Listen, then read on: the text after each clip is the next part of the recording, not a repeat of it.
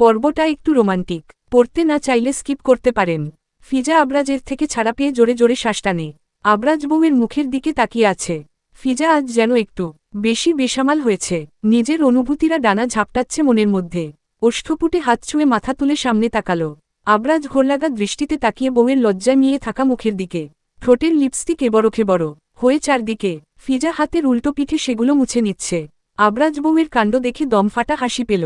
এই মেয়ে ম্যাচিউর, ইস কেমন বাচ্চাদের মতো কাজ করছে দেখো। আবরাজ বউয়ের উন্মুক্ত কোমরে হাত রেখে নিজের দিকেটে নিল। ঘনিষ্ঠ করল মেয়েটাকে নিজের সাথে। ফিজার হাত ঠেকালো আবরাজের বক্ষে। আবরাজের ব্লেজারের নিচে সাদা শার্টের 3টা বোতাম খোলা, যার ফলস্বরূপ বুকের আকর্ষণীয় অংশ স্পষ্ট। একটা লোমহীন বক্ষ, অথচ দাঁড় হ্রস্ব ও কার্ণ সুন্দর সেই স্থান। বুকের দিকের হাড়গুলো কেমন সুন্দর ভেসে আছে রসুনের কোয়ার ন্যায়। ফিজা একটা আঙুল সেখানে ছুঁয়ে দিল।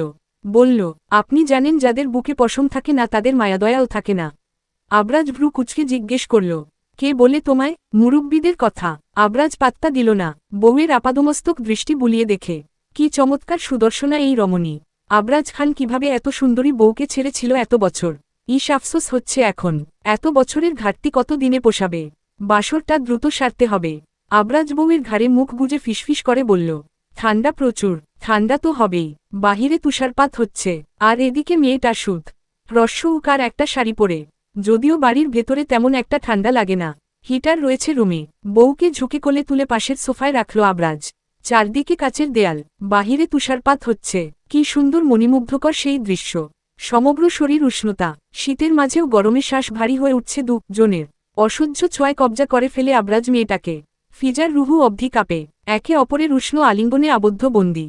আবরাজ মেয়েটার শাড়ির আঁচল ফেলে বক্ষদেশে হাত ছোঁয়াতে ফিজা মন কেমন করে উঠল। এক মুহূর্তের জন্য মনে হলো এই ছোঁয়ায় ভালোবাসা পাচ্ছে না সে, কিছুটা কামনাবাসনাও রয়েছে। সে এমন ছোঁয়া চায় না, সম্পূর্ণ পবিত্র ভালোবাসার একটা ছোঁয়া চায়। কামনা, ভালোবাসার ঊর্ধ্বে নয়। তবুও মন সায় দিল না। অন্তিম মুহূর্তে এসে সে আবরাজকে আটকে দিল, বাধা দিল পুরুষটার কাজে। আবরাজ অবাক হয়ে তাকালো ফিজার দিকে। ফিজা মুখ অন্য দিকে ঘুরিয়ে বলল, আজ আমার ইচ্ছে করছে না। শ্বাস প্রশ্বাসের গতি অস্বাভাবিক মেয়েটার। আবরাজ শুধালো, হোয়াই? এটা আপনার আমাদের ঘরে হোক। ফিজা চারদিকে তাকিয়ে বলে উঠল। আবরাজ বউয়ের এলোমেলো চুলে হাত চালায়, জানালো, এটাও আমার বাড়ি। আমি চাইছি না এখানে কিছু হয়। ভালো লাগে না আমার এখানে। আরেকবার একটা চুমু তো হতে পারে। তৃষ্ণা মেটেনি। ফিজা ভ্রু জোড়া কুচকে নিল। হিসাব কষতে গেলে হিসাব মিলবে না আবরাজ ঠিক কতবার তার অনুমত হ্রস্বই কার বিহন চুম্বন করেছে, অথচ এখন আবার ঢং করে অনুমতি চাইছে। ফিজা পাশের টেবিলে ফোনটার দিকে তাকিয়ে চোখে হাসল। আবরাজের কালো রঙের স্যুটটা অবহেলায় মেঝেতে পড়ে আছে।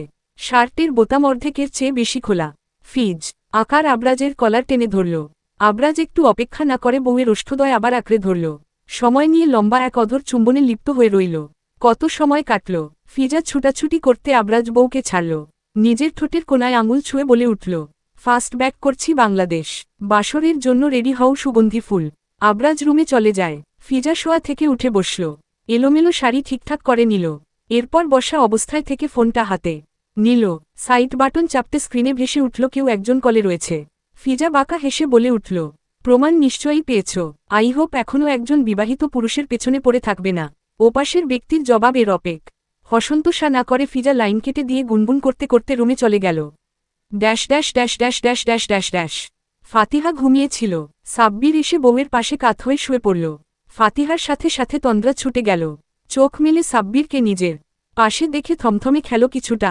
যদিও প্রায় এমন হয়, তবুও হঠাৎ ঘুম ভেঙে এভাবে নিজের কাছে কাউকে দেখলে স্বাভাবিকভাবে মস্তিষ্কে সেটা বুঝে নিতে সময় লাগবে। সাব্বিরের গায়ে তখনও বাহিরের পোশাক, জুতো জোড়া ওখু লেনি। ফাতিহা শোয়া থেকে উঠে আগে সাব্বিরের জুতা খুলে দিল। পায়ের মোজা খুলে সেগুলো রেখে এলো।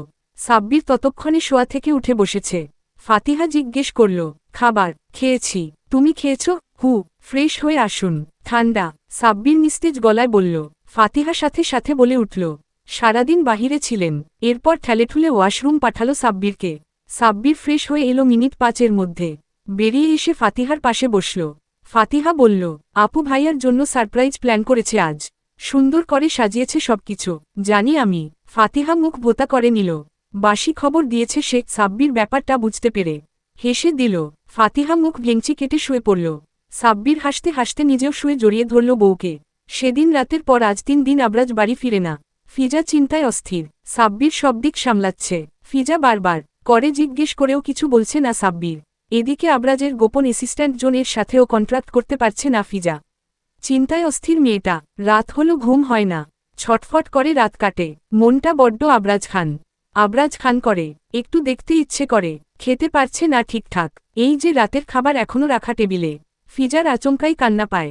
অথচ আজ কত বছর হবে মেয়েটা কাঁদে না। স্বামী বিয়ের রাতে ছেড়ে এলো, তখনও কাঁদেনি মেয়ে। এ কারটা সবকিছু সহ্য করে গিয়েছে। এত দূরে এসছে, যেখানে আপন একটা মানুষ নেই। সবকিছু ছেড়ে যার জন্য এত দূর এলো, সেই মানুষটারও খোঁজ নেই। সাময়িক সময়ের জন্য সুখ এসছিল কি তবে তার কপালে? স্থায়ী কেন হচ্ছে না? সাধারণ জীবনটা কেমন এলোমেলো হয়ে গেল আবরাজ খানের সাথে বাধা পড়ে। হ্যাঁ, সে এটাতে আবরাজ খানকে অপরাধী বানাতে পিছপা হবে না একটু। কাঁদে না তবুও মেয়েটা। চোখ বন্ধ করে দীর্ঘশ্বাস টেনে চোখ খুলতে চমকে উঠল। তার পাশে হাঁটু গেড়ে বসা আবরাজ খান।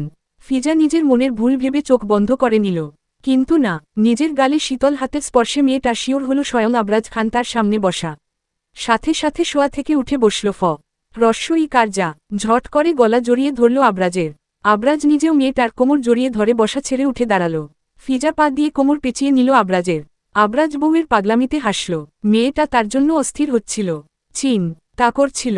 একটু আনন্দ হচ্ছে কি মনের কোণে? হ্যাঁ হচ্ছে। একটু সুখ সুখ অনুভূতি। ভালো লাগায় মন দুলিয়ে উঠে। বউকে নিয়ে ব্যালকনির দিকে এগিয়ে গেল আবরাজ। বলল, আবরাজ খানের অনুভূতি সতেজ হচ্ছে সুগন্ধি ফুল। ফুলের সুবাস বুঝি আবরাজ খানের দোরগোড়ায় দাঁড়িয়ে এবার। আবরাজ বউ নিয়ে সোজা ব্যালকনিতে এলো। সেদিনের বেলুনগুলো রয়েছে। রাতের পরিবেশ বাহিরে বেশ মণিমুগ্ধকর। কাচের দেয়ালের ওপাশের তুষারপাত নজর পড়ে না দম্পতি। আবরাজ বউ নিয়ে সোফায় বসল। ফিজা নিজেকে ততক্ষণে সামলে নিয়েছে। কোথায় আছে এই মুহূর্তে কি ঘটছে মস্তিষ্ক জানান দিতে মেয়েটা দ্রুত সরে যেতে চাইল। আবরাজ ঘাড় নেড়ে বলে উঠল, ডোন্ট প্যানিক। এই মুহূর্তে আমি তোমায় ছাড়ছি না সুগন্ধি ফুল। আপনি কোথায় ছিলেন 3 দিন? ফিজা তীক্ষ্ণ দৃষ্টিতে তাকিয়ে প্রশ্ন করে আবরাজকে। আবরাজের দৃষ্টি বউয়ের ওষ্ঠপুটে। কেমন সুন্দর তারা কথা বলার সময় একে অপরের মাঝে বিচ্ছেদ টায়। তার ভালো লাগে এই ঝাঝালো কণ্ঠে যখন ফিজা রমণী তার সাথে কথা বলে। আবরাজ শান্ত স্বরে জবাব দিল, তোমার আশেপাশে। মজা করিয়েন না। আমরা বাংলাদেশ ব্যাক করছি ফার্স্ট। কতদিন? 3 দিন। একবারে চলে যাব? ফিজা ভ্রু কুচকে জিজ্ঞেস করল। আবরাজ মাথা নাড়ে। মেয়েটার ফোলা গালে হাত রাখল। বলল, না, আমি আসব আবার। ডিভোর্স কবে দিচ্ছেন? এমন মুহূর্তে আবরাজ কল্পনা করে নি ফিজা এমন কিছু বলতো। এ কার পারে? আবরাজ থতমত খেল। রাগ নিজের উপর হচ্ছে নাকি সামনে বসা সুদর্শনা রমণীর উপর বুঝতে পারছে না আবরাজ। তবে রাগ নিয়ন্ত্রণ সে করতে পারে। কঠিন স্বরে বলে উঠল, এমন কোনো কথা ছিল নাকি আমাদের মাঝে? আমার ছিল। আমার নেই। ডিভোর্সের প্রশ্নই আসে না। মুড যেন মিনিটে মিনিটে চেঞ্জ হয় আবরাজ খানের। ফিজা অবাক হল। এই 1 মিনিট সময় আগে ও পুরুষটার কণ্ঠে ছিল রুষ্ট। অথচ এখন আবার বদলে গিয়েছে। ফিজা গম্ভীর স্বরে বলল, সব আপনার মর্জি অনুযায়ী হবে না। ইয়েস, সব আমার মর্জি অনুযায়ী হবে মাই ডিয়ার সুগন্ধি ফুল। ঘোরলাগা দৃষ্টিতে তাকিয়ে বলে আবরাজ। ফিজা আবরাজের গালে হাত ছোঁয়াল। ইস, কবে ছুঁয়েছে এভাবে বউটাকে? ভুলে গিয়েছে। মনে পড়ছে না এই মুহূর্তে। মনে করতে চাইল না। ফিজা বলল, আপনি ভালো হয়ে যান। তুমি সুযোগ দাও। দিয়ে রেখেছি। আপনি কাজে লাগাচ্ছেন না। ফিজার কণ্ঠে একরাশ হতাশা এসে ভর করেছে। বরাজ ফিজার শরীরটা আরও একটু নিজের দিকে টেনে নিল। মুখ বুজে দিল বুকে। ফিজা কিছুটা চমকে উঠে আবরাজের চুলসহ ঘাড়ের কাছে ওভারকোটটা খামচে ধরে বসে রইল। আবরাজ সময় নিয়ে বলে উঠল, সংসার চাই একটা। আপনার ইচ্ছে নেই। শতভাগ ভুল তুমি সুগন্ধি ফুল। আবরাজ শান্ত স্বরে বলে। ফিজা হতাশার সুরে বলে, আপনার মধ্যে তেমন কিছু খুঁজে পাচ্ছি না আমি। তুমি কি আমার পুরুষত্ব নিয়ে সংশয় আছো? আবরাজ ফিজার কে তাকিয়ে ভ্রুজোড়া কুচকি সন্দিহান কণ্ঠে জিজ্ঞেস করল। ফিজা কণ্ঠ খাদে এনে বলল, এটা ভাবা বোকামি। আমি আপনার পূর্বে সব ঘটনা জানি। ছেড়ে দিয়েছি সব। এটা কথা না আবরাজ। বাড়ি যেতে চাই আমি। ফিজা মলিন স্বরে বলল, মনটা ইদানিং বড্ড ছটফট করে। কিছু একটা ঠিক নেই মনে হয়। ভালো লাগে না কিছু। তার উপর আবরাজ এতদিন ছিল না। মনটা আরও বেশি আছে। আবরাজ ঘাড় নেড়ে বলে, ওকে। তখন ও বসা ফিজা আবরাজের কোল। আবরাজের মুখশ্রী জুড়ে ক্লান্তির ছাপ। চোখের নিচগুলো কালচে দেখাচ্ছে। ঠোঁটগুলো অতিরিক্ত খয়েরি রঙের হয়ে গিয়েছে। ফিজা চট করে প্রশ্ন করল, 3 দিন শুধু সিগারেটের ওপর ছিলেন আপনি? সিগারেটের আগুনে পোড়া অধর। বাজে দেখালো আবরাজ সুদর্শন মুখে। নাকি সুন্দর লাগছে? বুঝতে পারে না মেয়েটা।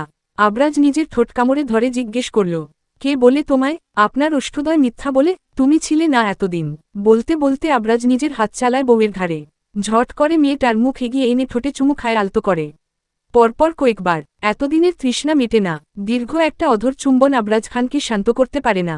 নিজ একার উপর নিয়ন্ত্রণ হারাতে হারাতে বউয়ের সেদিনের আবদারের কথা মনে পড়ে। অতঃপর নিজেকে সামলে নিল। ছেড়ে দিল বউকে। স্বাভাবিক হতে সময় দিল। এত সময় নিঃশ্বাস নিতে না পারার ফলে দ্রুত শ্বাস নিয়ে নিজেকে স্থির করে ফিজা। আবরাজ বউকে শান্ত হতে দেখে আবারও কোলে তুলে রুমে চলে এলো। ফ্রেশ হলো না, খেলো না, বাহিরের পোশাক পরিবর্তন করে না। বিছানায় শুয়ে বউকে নিজেও পাশে শুয়ে জড়িয়ে ধরল। চোখ বন্ধ করে ঘুমোঘুম স্বরে বলল, ঘুমিয়ে পড়ো, আমার ঘুম পাচ্ছে, সকালে কথা বলবো আমরা। ফিজা কথা বাড়ায় না। আবরাজের চোখ দেখে বুঝেছিল ফিজা আবরাজ 3 দিনে হয়তো 3 ঘন্টা সময় ঠিকঠাক ঘুমায়নি। কি কারণ হতে পারে? কোথায় গিয়েছিল? কেন গিয়েছিল? সব প্রশ্ন, উত্তর নেই কোথাও। কিভাবে পাবে এসবের উত্তর ফিজা জানে না। তবে জানতে হবে, যে করে হোক। Dash dash dash dash dash dash dash dash dash dash dash dash dash. রাত বাজে 1:30। মেহরিন ঘুমেছিল কিন্তু ফোনের শব্দ ঘুম ভেঙে গেল মেয়েটার। ঘুম। চোখে ফোন বালিশের তলায় থেকে বের করে রিসিভ করে কানে তুলে হ্যালো বলল। ওপাশে আব্রাহাম। সে ল্যাপটপের সামনে বসে আছে। কাল একটা প্রেজেন্টেশন আছে, এটার প্রস্তুতি করছিল। যদিও এটার দায়িত্বটা মেহরিনের। মেয়ে হরিণ তেমন কাজটা নিজের আয়ত্তে আনতে পারেনি পুরোপুরি। সেই জন্য আব্রাহাম করে সাহায্য করেছে মেয়েটাকে। কেন করছে, কি কারণে করছে সে নিজেও জানে না। শুধু কি ফিজার কথা ভেবে করে দিচ্ছে? হতে পারে। যদিও ফিজা তাকে কখনো বলেনি আমার বোনের খেয়াল রেখো। তবু আব্রাহাম কেন জানি বারবার ফিজা ভেবে মেহরিনকে সাহায্য করে যাচ্ছে। সে জানে না। তবে মেহরিনের এক্সাম আছে এটা বলে নিজেকে শান্ত করল। এত সময় কোনো উত্তর না পেয়ে মেহরিন আবার বলল, কে বলছেন? আব্রাহাম খান। গুরুগম্ভীর কণ্ঠে মেহরিন ধপ করে চোখ মেলে শোয়া থেকে উঠে বসল। কাল তার একটা এক্সাম আছে। পড়ছিল সে, পাশে খাতা মোচমোচ করে। আব্রাহামের কণ্ঠ আগের ন্যায় রেখে জিজ্ঞেস করল, এক্সাম আপনার? হেল্প করছি আমি। আর আপনি ঘুমিয়ে আছেন? What the hell is this? Mehreen Siddiqui. Mehreen কাঁচা ঘুম ভেঙে যাওয়ার ফলে কিছু বলার মতো অবস্থায় নেই। যদিও মেহরিন বরাবর চুপচাপ, মুখে কথা বলার অভ্যাস মেয়েটার নেই। আব্রাহাম গম্ভীর স্বরে আদেশ করল, আমাকে কল দিয়ে হেল্প করবে। আমি কাজ করছি, তুমি দেখো। প্রতিবার আমি হেল্প করব না।